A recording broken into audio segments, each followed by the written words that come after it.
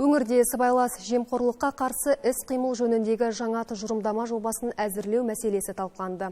Жиынға мемлекеттік органдар, квазимемлекеттік сектор, мәслихат депутаттары, үкіметтік емес ұйымдар мен сарапшылардан құралған 70-ке жуық адам қатысты. Басқосудың негізгі мақсаты сыбайлас жемқорлықтың алдын алуға бағытталған жаңа тұжырымдама жобасын жан-жақты қарастыру. Құжат алдағы уақытта елдегі барлық саланы қамтып, ашықтық пен тиімділікті арттыруды көздейді.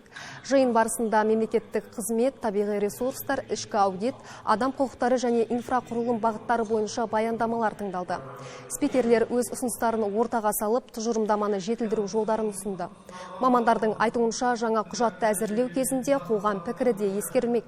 Айта кетейік, тұжырымдама жобасы әзірге ресми түрде қабылданбаған. Өңірлерде талқыланып, ұсыныстар жинақталу үстінде.